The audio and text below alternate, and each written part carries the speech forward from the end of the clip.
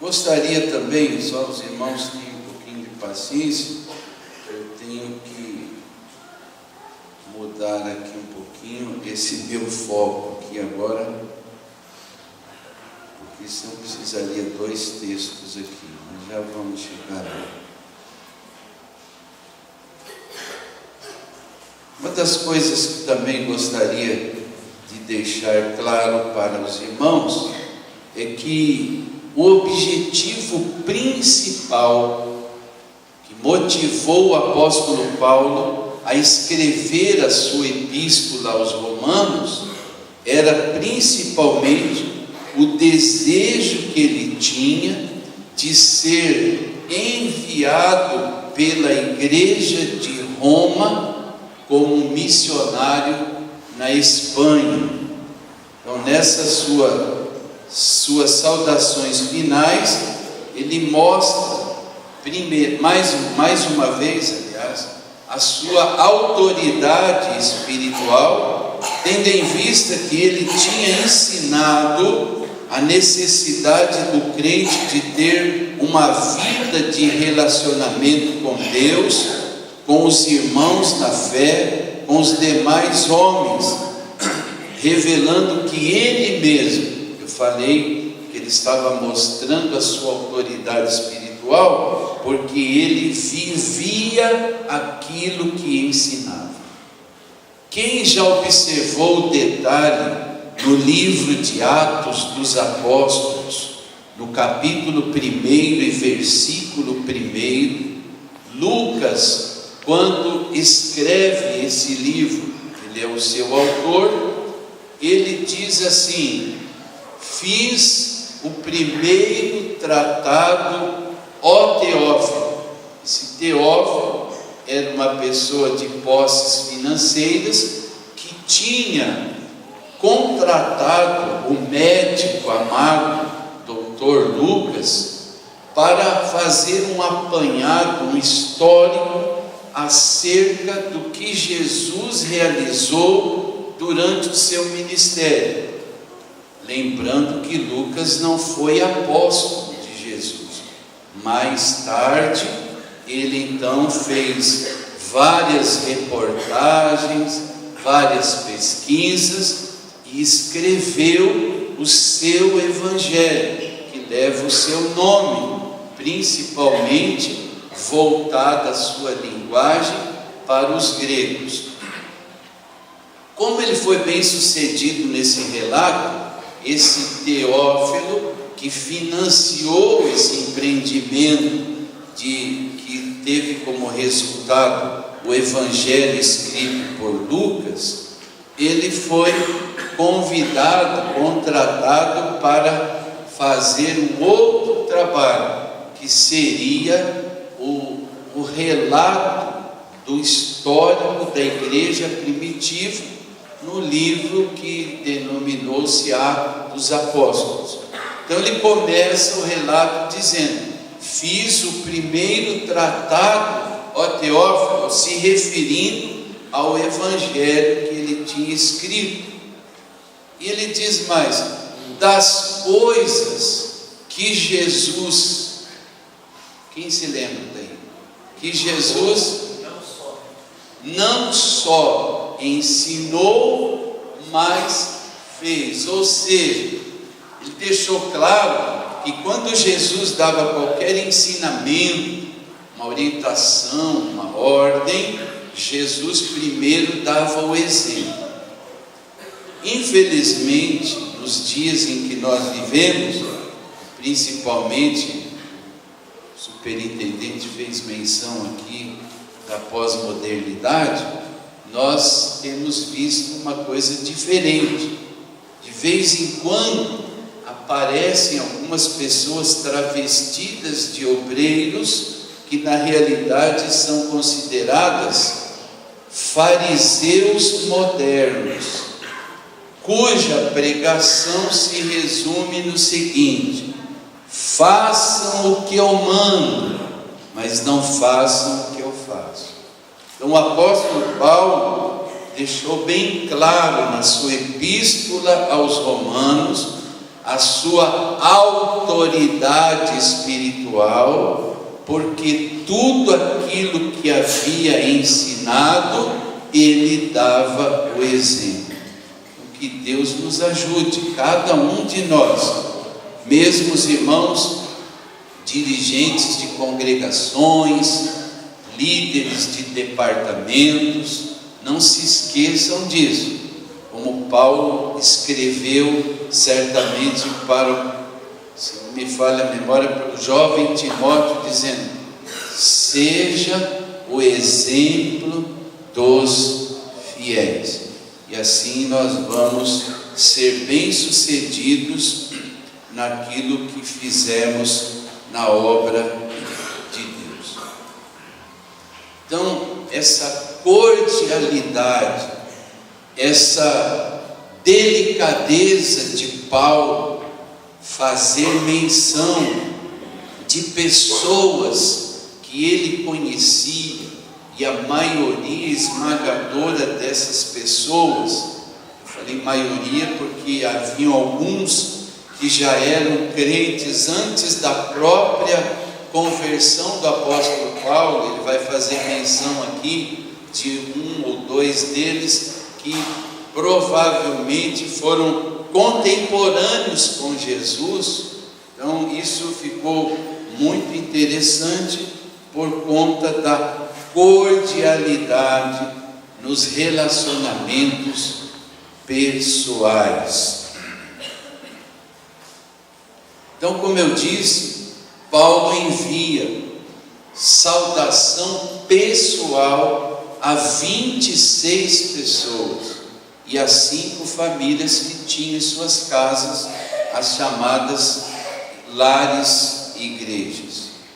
Aí alguém questiona isso, tem sido matéria de discussão teológica que eu reputo como inócua, pelo fato de que, como é que Paulo podia relacionar o nome de todas essas pessoas e mais 5 famílias, se ele nunca tinha ido a Roma? Isso tem sido uma questão. Houve um tempo no Império Romano que o imperador expulsou todos os judeus que habitavam em Roma, mas veio um outro imperador que já havia revogado essa decisão, essa lei, e os judeus tinham sido expulsos de Roma, mas estavam em outras terras do mesmo império, voltaram para a cidade de Roma para estabelecer as suas atividades, principalmente profissionais, familiares, etc. Então, como Paulo disse certa feita que esse evangelho, essa palavra, tem sido pregada em todo o mundo, se referindo às nações que estavam subjugadas pelo Império Romano, em algum lugar essas pessoas ouviram a pregação, se converteram, já tinham ouvido falar do trabalho realizado pelo apóstolo Paulo, e as notícias do bom testemunho dessas pessoas seguramente tinham chegado aos ouvidos do apóstolo Paulo. Então, ao longo desse trimestre, ficou claro para aqueles que participaram da classe, principalmente de adultos, que é indispensável para o crescimento espiritual que vivamos em comunidade, que estejamos nos relacionando bem com os irmãos em Cristo, pelo fato da igreja ser considerada corpo de Cristo, e cada crente, individualmente falando, é membro desse corpo. Então o próprio apóstolo escreveu que nós somos membros uns dos outros. No capítulo 12 de Romanos, versículo 5, ele diz: e que pelo fato de sermos membros uns dos outros, nós temos diferentes dons. Cada um tem um dom diferente dos outros. E esse relacionamento é necessário para que, uma vez que a igreja é corpo, um organismo vivo, nós dependemos uns dos outros para que possamos sobreviver espiritualmente falando com os demais irmãos, para crescermos e sermos edificados em amor. Alguém pode ler para nós Efésios capítulo 4, versículos 11 a 16, por favor? Efésios capítulo 4, versículos 11 a 16.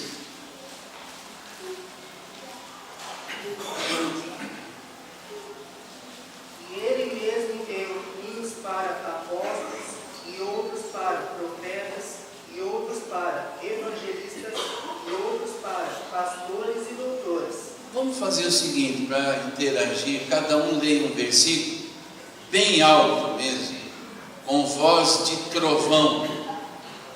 Querendo o aperfeiçoamento dos santos para a obra do ministério, para a edificação do corpo de Cristo. 13.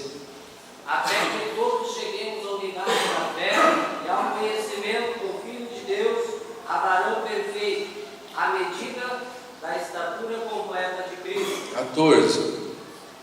Para que não sejamos mais meninos inconstantes, levados em roda por todo vento de doutrina, pelo engano dos homens, que com astúcia enganam fraudulosamente. 15. Em vez disso, seguiremos com amor a verdade todo o tempo, falando com a verdade, tratando com verdade e vivendo a verdade. 16 todos juntos. Do qual todo o corpo, bem ajustado e ligado pelo auxílio de todas as juntas, segundo a justa operação de cada parte, faz o aumento do corpo para a sua edificação em amor. Então essa união, essa unidade faz com que cada um de nós, como membros desse corpo chamado igreja, tenhamos um crescimento saudável e sejamos todos edificados em amor. Que amor? Aquele amor de Deus que é derramado em nossos corações. Eu não vou fazer isso aqui porque eu não tenho uma bandeja, mas eu poderia encher esse copo aqui. Encher é uma coisa, até transbordar. Transbordar vai sair fora do copo, do recipiente, e a água, nesse caso aqui, vai se espalhar. Quando nós valorizamos essa comunhão espiritual, nós crescemos na graça, no conhecimento da palavra de Deus, e o amor de Deus não vem com uma torneirinha, nem pinga-pinga, ele vem jorrando como uma cachoeira mesmo, e não para, e ele enche os nossos corações até transbordar. Isso vale dizer que a nossa carência afetiva do amor de Deus seja suprida, e ao transbordar nós ainda conseguimos fazer com que os nossos circunstantes sejam alcançados por esse amor. Agora, se nós nos isolarmos, nós estaremos privados então dessa graça de Deus manifestada através do derramar do amor de Deus em nossos corações. Essa comunhão era tão efetiva que Lucas fez questão de ressaltar em Atos 2,44 o seguinte: todos, se referindo aos cristãos da igreja primitiva, os que criam, estavam juntos. Não, eu sou crente em casa mesmo, eu não preciso de igreja. Em casa eu oro, eu leio a Bíblia, eu canto louvores, não preciso me incomodar. Afinal de contas, na igreja tem umas pessoas que são fingidas, hipócritas, que não dão bom testemunho, mas quando está junto lá faz de conta que são santinhos e tal. É melhor eu ficar em casa. Grande engano. Nós já vimos aqui que o modelo era estar todos juntos.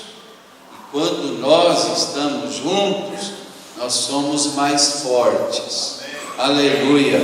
E a bênção de Deus é garantida, assegurada para todos nós. Nos ajudamos mutuamente e assim a vida cristã, a vida espiritual se torna prazerosa, a despeito dos momentos em que nós temos que sair lá do monte e passar necessariamente pelo vale, que será apenas um período de teste da nossa fé e fidelidade para recebermos mais bênçãos em razão da aprovação durante a provação. Então havia uma comunidade de vida, estavam todos juntos, inclusive quando o texto diz que tinham tudo em comum, no sentido de suprir as necessidades daqueles irmãos que estavam passando por privações. E dessa forma então se permitia que todas as exigências que a palavra de Deus impõe aos irmãos na fé, que devem, e aí tem uma série de coisas que aconteciam lá na igreja primitiva: amar uns aos outros, preferirem honra uns aos outros, não julgar uns aos outros, receber uns aos outros, admoestar uns aos outros, saudar uns aos outros, servir uns aos outros, não devorar nem consumir uns aos outros, não se irritar uns aos outros, não invejar uns aos outros, suportar uns aos outros, perdoar uns aos outros, sujeitar uns aos outros,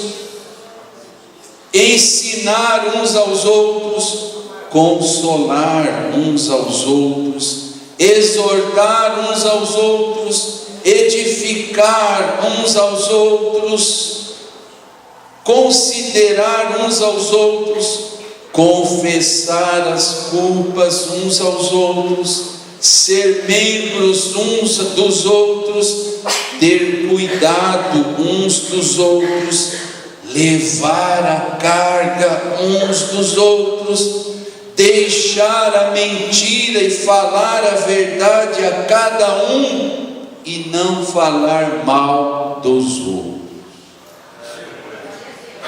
Quando nós cultivamos, quando nós desenvolvemos esse relacionamento entre os irmãos, fica mais fácil cumprir com os nossos deveres em relação aos outros irmãos. Que Deus tenha misericórdia de mim e de você que veio para esta classe de escola bíblica dominical. E a minha oração é que nenhum de nós, a começar de mim mesmo, não sejamos ouvintes esquecidos. Os antigos conhecem um provérbio popular que diz assim: entrou por aqui saiu por aqui.